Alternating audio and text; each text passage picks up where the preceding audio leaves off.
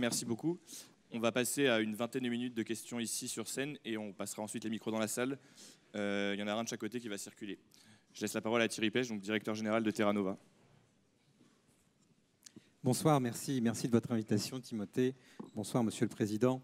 En vous écoutant, la plupart de mes questions sont tombées les unes après les autres, puisque vous avez répondu notamment à la fin à un certain nombre d'interrogations que je voulais vous soumettre. Je voudrais tout de même revenir sur quelques points, si vous le permettez. La social-démocratie s'est caractérisée par une grande intelligence de ses finalités, des buts qu'elle poursuivait, mais aussi une grande force qui était d'avoir les instruments de ses ambitions.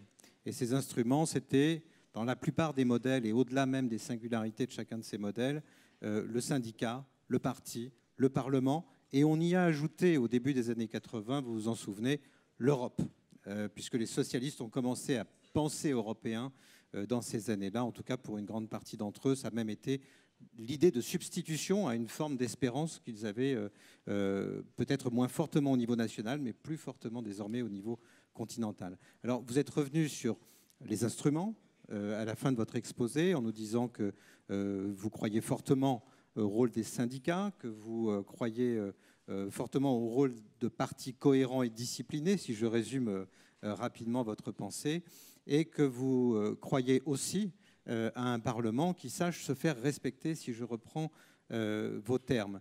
Toutefois, sur chacun de ces trois sujets, il y a parfois loin de la coupe aux lèvres.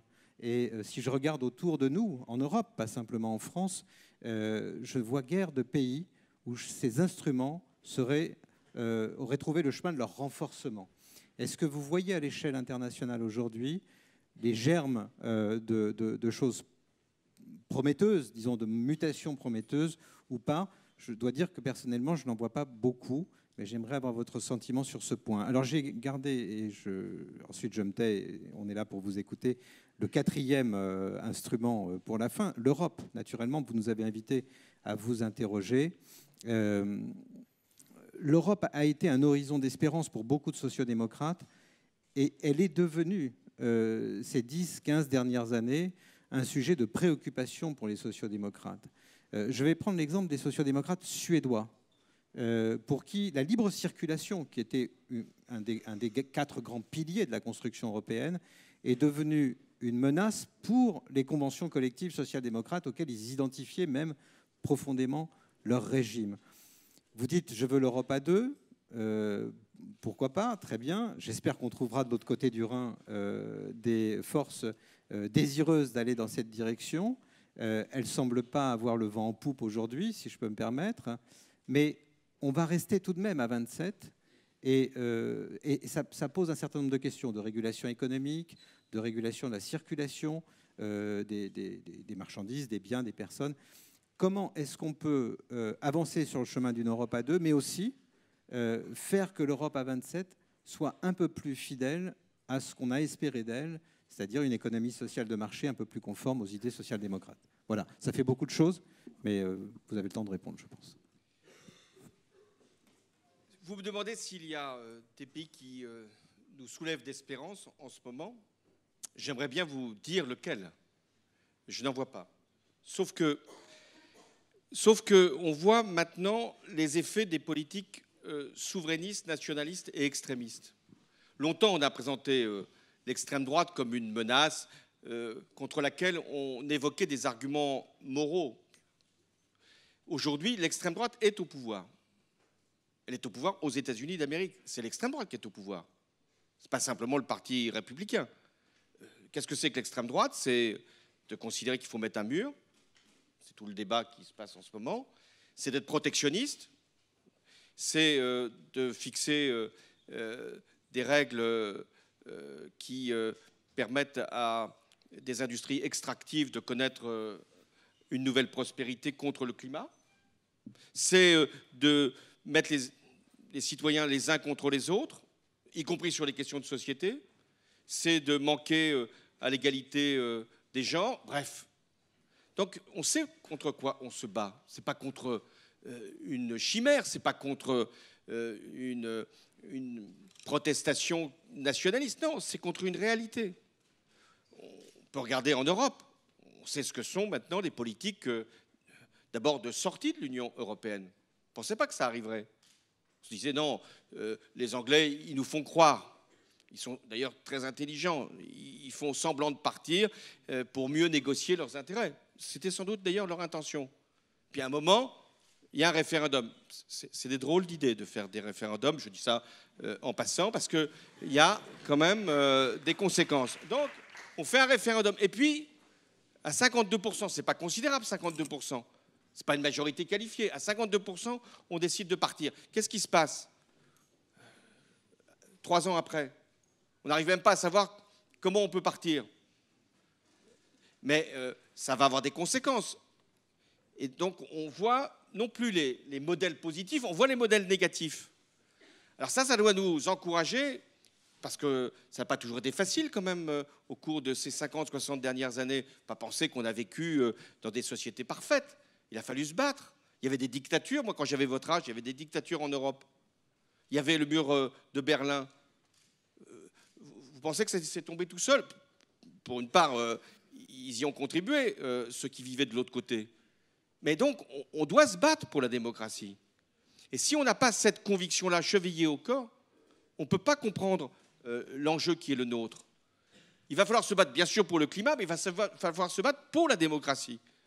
Vous avez pensé, vous, quand vous êtes arrivé à l'âge de la citoyenneté, que ça vaudrait pour toujours la démocratie? Mais non, ce n'est pas vrai.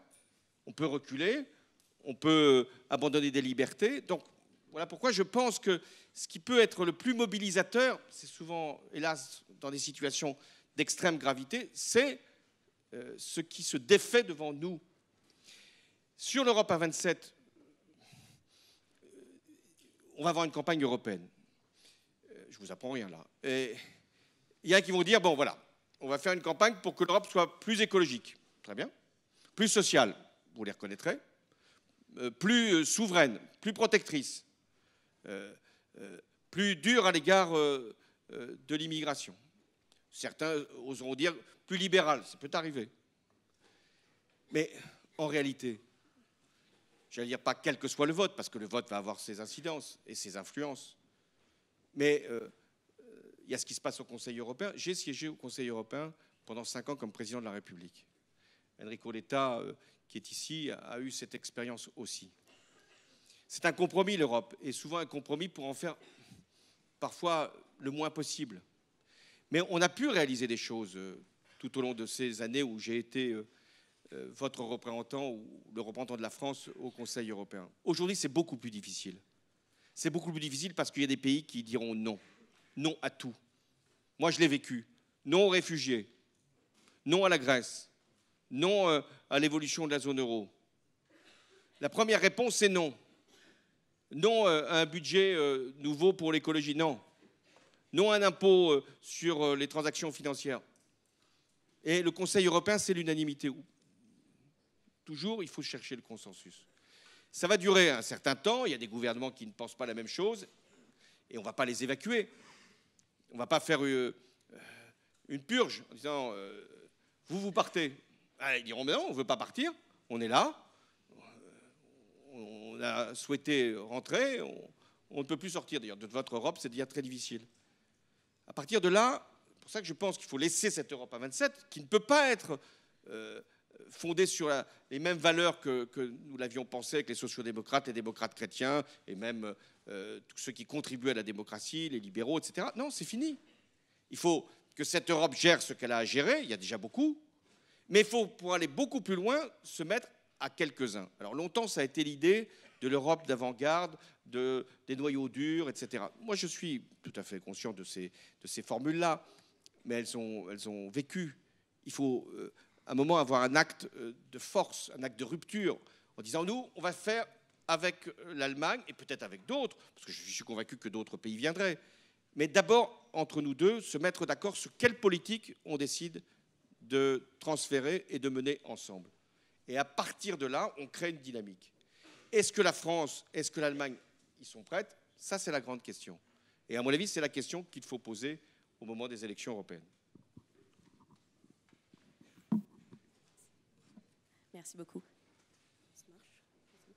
Oui, alors peut-être pour continuer un peu sur les questions d'actualité, quelles initiatives auriez-vous pu prendre face à un mouvement similaire à ce qui se passe actuellement en France?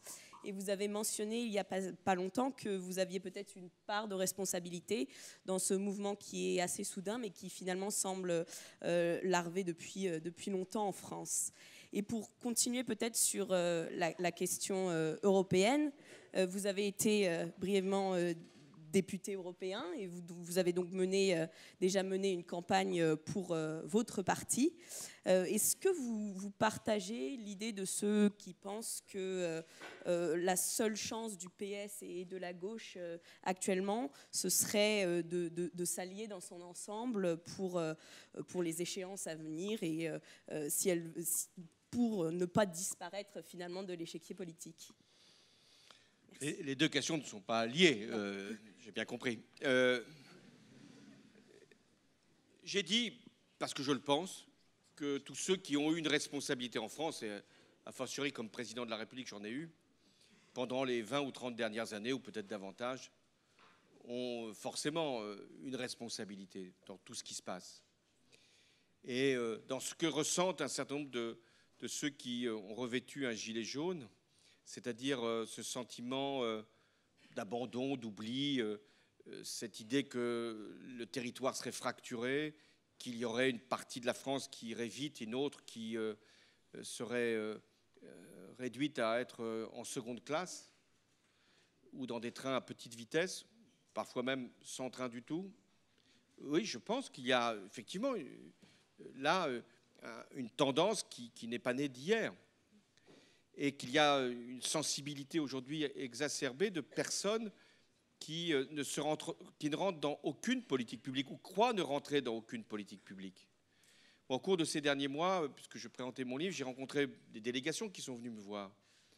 Et c'était très, bien sûr, disparate. Je ne peux pas tirer de loi générale, mais il y avait beaucoup d'individus, de personnes, de femmes notamment, qui vivaient un rapport presque solitaire à leur existence, c'est-à-dire sans encadrement, sans organisation, sans fraternité, sans sociabilité, et que, de ce point de vue, le mouvement leur a donné non seulement une existence, une identité, mais aussi une solidarité. Mais ce que ces personnes voulaient surtout dire, c'est qu'elles ne s'y retrouvaient pas, d'où la contestation de la représentation, d'où la demande de justice fiscale, pourquoi nous on paye des impôts et pas les plus riches, d'où aussi l'exaspération par rapport à ce qui pouvait être au début l'origine du mouvement, la fiscalité sur les carburants.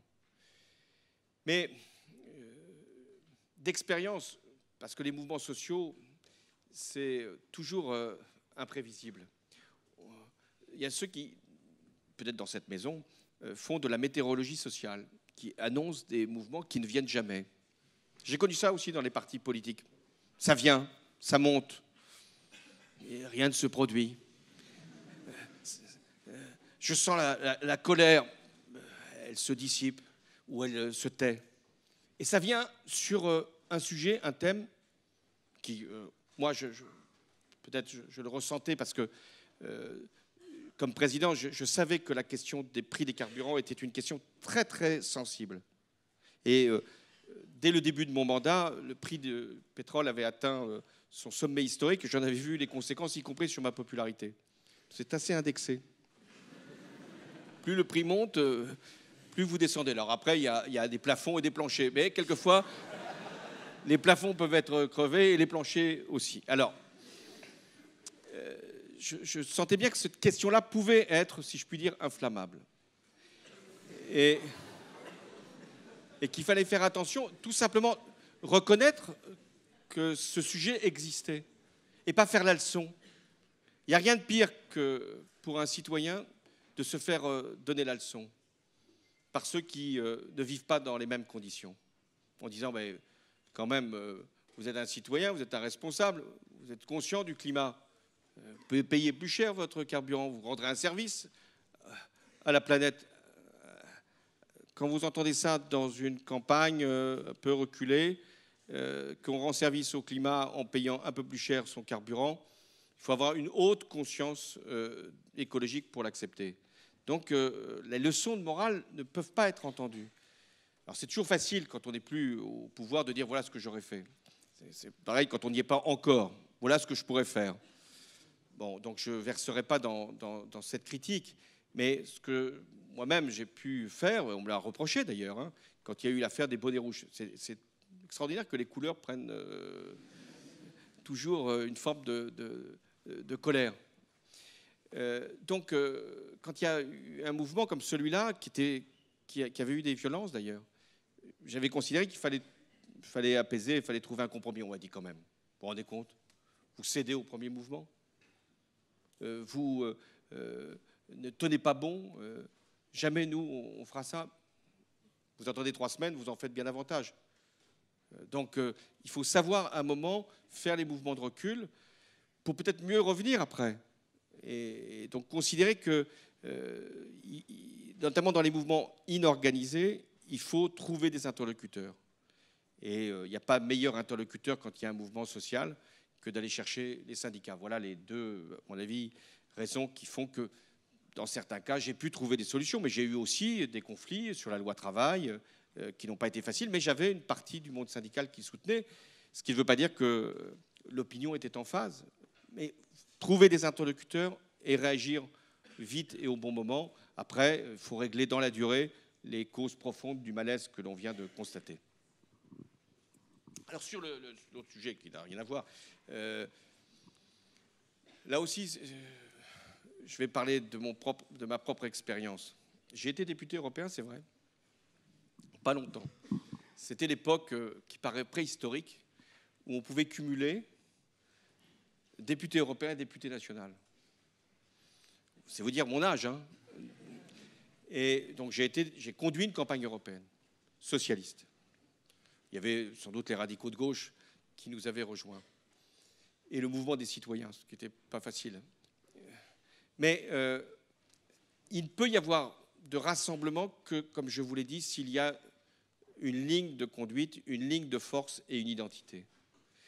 Sinon, vous additionnez. Et parfois, vous ne trouvez pas au bout du calcul les chiffres qui sont indiqués par les sondages. Parce que ce qu'il faut, c'est, notamment dans une campagne européenne, être compris par les électeurs, savoir quelle Europe on veut. Les socialistes, ils ont un avantage dans cette campagne, c'est qu'ils peuvent s'arrimer à un mouvement socialiste européen. Et donc, ils vont avoir un candidat pour la présidence de la Commission européenne, quelles que soient ses chances. C'est d'une certaine façon une forme de personnalisation du scrutin. Donc moi, ce que je peux conseiller, c'est ce que j'ai fait moi-même, c'est-à-dire rassembler, mais rassembler autour de la force principale, si tant est que le Parti socialiste l'est encore, et d'être clair sur les intentions, les projets et les propositions. Autrement, je crois que on ne parviendra pas forcément au rassemblement, parce qu'un rassemblement, ce n'est pas une incantation, ce n'est pas une prière. Il y a d'ailleurs une règle en politique, il ne faut jamais se flageller, enfin s'auto-flageller. Les électeurs font très bien ce travail sans que vous ayez à le faire à leur place. Donc si vous allez à genoux demander à des alliés de venir, ils ne viendront jamais. Si vous y allez avec vos propositions, si vous y allez avec votre conviction, si vous y allez avec votre histoire, vous avez plus de chances de rassembler. Une dernière question me concernant, si vous voulez bien, au sujet du multilatéralisme. Les Européens, les Français singulièrement, se disaient pendant longtemps, et les sociodémocrates en particulier, on a intérêt à construire un monde international dans lequel les rapports de puissance seront moins forts que les rapports, disons, régulés par le droit, les engagements réciproques et multilatéraux. On a vu le multilatéralisme reculer sur presque tous les fronts ces dernières années, et c'est même une politique délibérée de Donald Trump, par exemple, côté américain, dans ce sens. Comment vous analysez les années qui viennent de ce point de vue-là? Et est-ce qu'il y a un moyen, selon vous, de reconstituer une forme de multilatéralisme? L'actuel président, votre successeur, n'a cessé de dire au début de son mandat qu'il serait le champion du multilatéralisme. Comment on peut faire si on pense, et je le pense personnellement et je crois que c'est également votre cas, que ça fait partie d'un écosystème favorable à ceux qui font le choix du compromis et qui sont à la recherche de règles? Alors la mondialisation a connu un tel développement, sans doute avec de tels excès, que le multilatéralisme en était les victimes. Je m'explique. La mondialisation qui paraît sans règles, et ce n'est pas à cause du multilatéralisme, puisque le multilatéralisme veut justement poser des règles de contrôle de la mondialisation. Mais dès lors que la mondialisation a été regardée comme finalement immaîtrisable, il y a un mouvement que l'on constate aujourd'hui de retour vers les États-nations. Chacun pense qu'il peut maintenant jouer sa partition sans avoir besoin d'une coopération internationale et même d'un ensemble européen cohérent. Et du retour à l'État-nation, on verse vite au nationalisme. C'est-à-dire chacun peut penser que non seulement on peut tirer avantage du désordre du monde, mais on peut également jouer le repli, jouer la partition, jouer la séparation. Et c'est ce qui se produit aujourd'hui, pas simplement à cause de Donald Trump, soyons justes, qui contribue largement parce que c'est lui qui a quand même déchiré l'accord sur le climat, c'est lui qui a déchiré l'accord sur l'Iran, c'est lui qui remet en cause par les moyens ou par les retraits de moyens à l'ONU, etc., et qui conteste l'Organisation mondiale du commerce. Ça fait beaucoup, tout en se retirant de l'UNESCO. Bon, après, mais il n'y a pas que Donald Trump.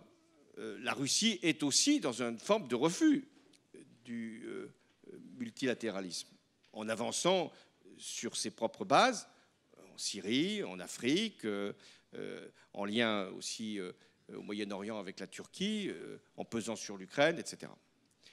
Donc face à cela, quel est le continent qui peut porter le message du multilatéralisme? Il y a la France, bien sûr, qui, en tant que pays-nation, peut le faire. C'est l'Europe.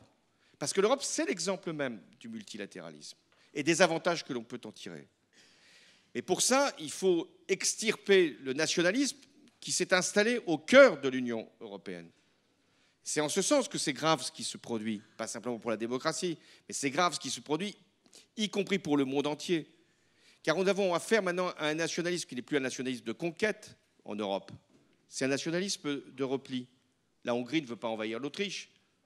Il n'y a pas, de la part de tel ou tel pays, l'idée d'aller chercher des minorités pour les ajouter à son État-nation. Mais on est dans la fermeture et on est dans le repli derrière les frontières. Donc je crois que ça peut être un beau projet européen, c'est de réinstaller le multilatéralisme et de forcer d'ailleurs les autres à y venir, et notamment sur la question commerciale qui va être la grande question. Parce que Donald Trump pourra dire que par son attitude, il peut avoir des succès sur la Chine qu'aucune organisation n'avait été capable de produire. Donc ce qu'il faut dire aux Chinois comme à d'autres, c'est que venez vers le multilatéralisme, acceptez les contreparties, faites des compromis, sinon ça sera la guerre commerciale partout. Donc là aussi, la menace de la guerre réelle quelquefois, de la guerre commerciale, là, c'est aussi ce qui peut convaincre beaucoup de pays qu'il vaut mieux, pour porter ses propres intérêts nationaux, d'avoir des intérêts communs au niveau continental ou mondial. Une dernière question avant de passer à la salle. Olivier Faure, donc premier secrétaire du PS aujourd'hui, a fait un discours sur le bilan du quinquennat précédent.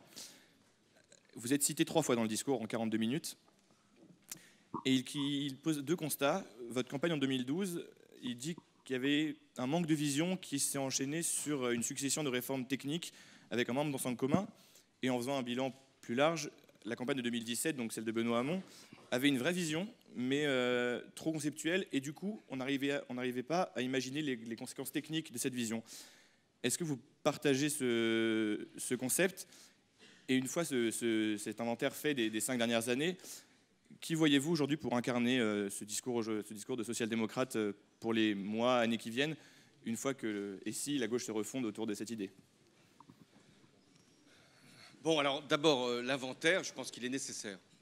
Chaque fois qu'il y a une phase où le socialisme ou la gauche, ça vaut d'ailleurs aussi pour la droite, chaque fois qu'il y a un parti qui a dirigé la France ou qui a dirigé l'Europe, il est légitime qu'il y ait un inventaire. que l'on rende compte de ce qui a été fait de bien, de moins bien, aussi bien sur la méthode que sur la vision. Donc moi, je suis tout à fait favorable à cette exigence d'inventaire. Lionel Jospin l'avait fait à l'égard de Mitterrand, ce n'était pas facile à accepter pour beaucoup. Moi, je l'avais fait au lendemain de ce qui s'était passé en 2002, et le Parti socialiste le fait. Ce qui est un peu étrange, c'est de le faire 18 mois après, en pleine crise des Gilets jaunes, où là, il était possible de montrer que ce qui avait posé problème, c'était précisément qu'avait été défait ce que nous avions fait. Donc, pour le Parti socialiste, il aurait été même utile, efficace, de démontrer qu'il pouvait se différencier utilement de ce qui se passait aujourd'hui. Mais c'est son affaire. Mais sur la légitimité de l'inventaire, je pense que c'est absolument la phase préalable à toute projection. Après, je préfère avoir une vision qui permet de faire 28% que celle qui fait 6%. Je préfère voir les électeurs en face.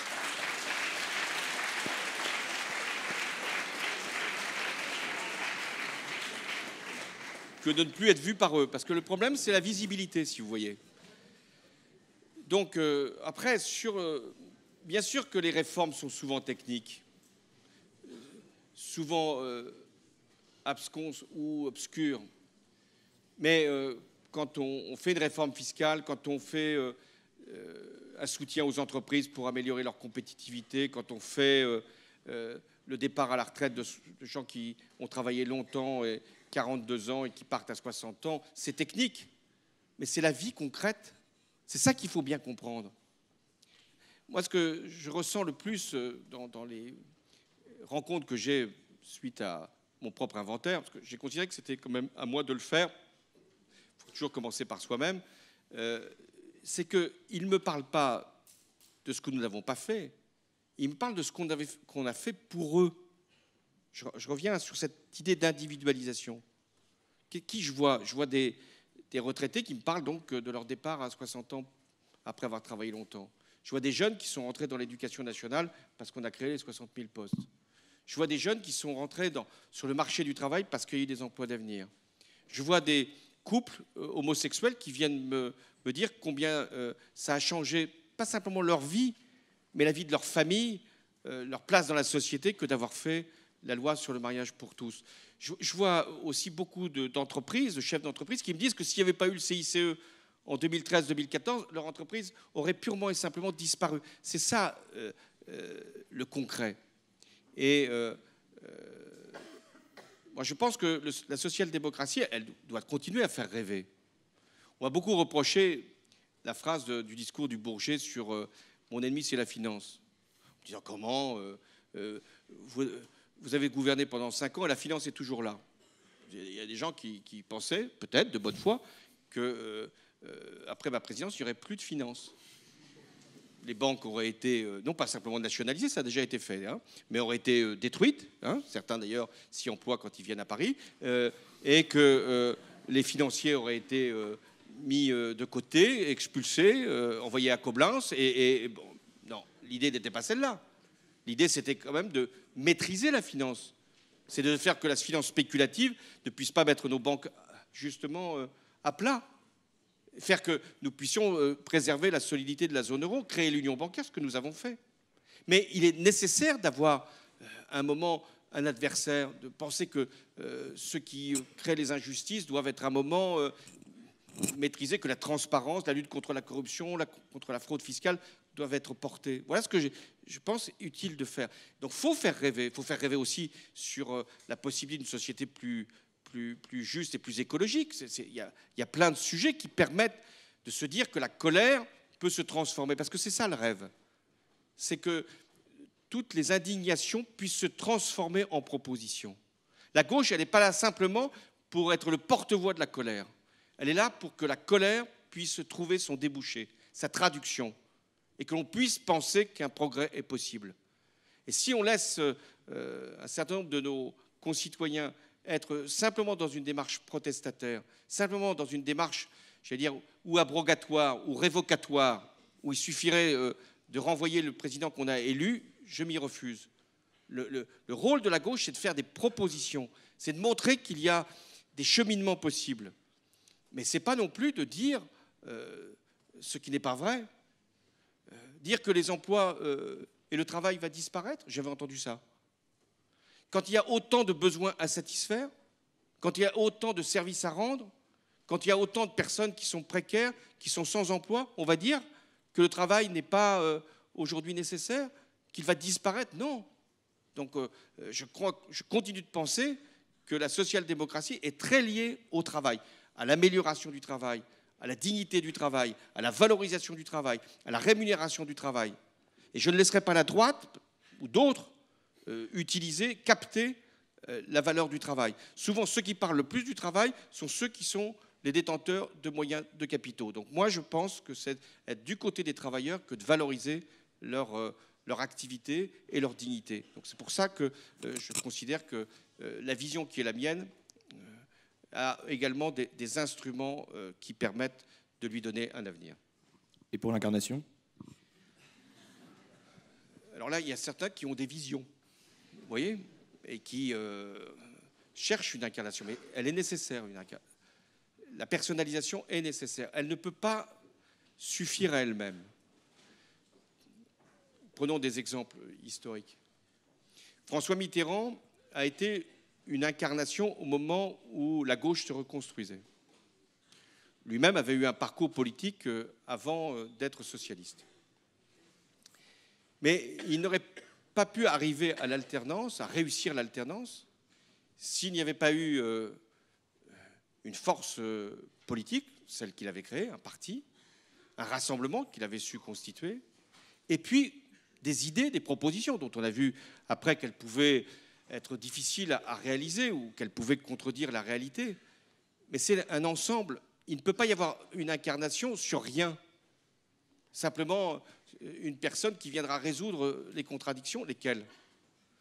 Et on s'aperçoit que je m'en suis moi-même rendu compte, pour diriger dans la durée, pour être président de la République, généralement, il faut avoir eu une incarnation et avoir été reconnu. Mais s'il n'y a pas une force cohérente pour soutenir l'action présidentielle, c'est difficile. Et un des problèmes que l'on rencontre, et ça va bien au-delà de la gauche, un des problèmes que l'on rencontre dans nos démocraties, et particulièrement en France, parce que ce n'est pas vrai au plan européen. Dans beaucoup de pays européens, la société politique est aussi fractionnée, mais il y a des coalitions parlementaires qui font qu'il y a une forme de stabilité, que le chef de gouvernement peut avoir un socle électoral qui va bien au-delà de son propre parti. En France, le président de la République qui est élu par une majorité qui peut parfois être ample, c'est le cas d'Emmanuel Macron après le deuxième tour, ou plus réduite, ça a été le cas de Nicolas Sarkozy et de moi-même, le président de la République, en réalité, il n'a comme soutien que les électeurs du premier tour. Et il va avoir une majorité parlementaire qui va correspondre le plus souvent à son socle électoral du premier tour. Donc, aussitôt arrivé aux responsabilités du pays, et à défaut de coalition, il est immédiatement minoritaire et impopulaire. Ça peut prendre plus ou moins de temps, mais c'est le destin. C'est le destin parce qu'il n'y a justement pas de coalition et qu'il y a une société politique très fractionnée. Donc l'enjeu pour la France, c'est que, et notamment pour la gauche, c'est qu'elle ne peut pas y arriver seule. Elle ne peut pas y arriver seule, il faudra donc trouver, ou dans la société, ou dans la représentation politique, des alliés pour durer, pour stabiliser un pays, pour le réformer. Et la tentation de l'incarnation, c'est de penser qu'une personne seule peut y arriver. Nous verrons bien. Merci.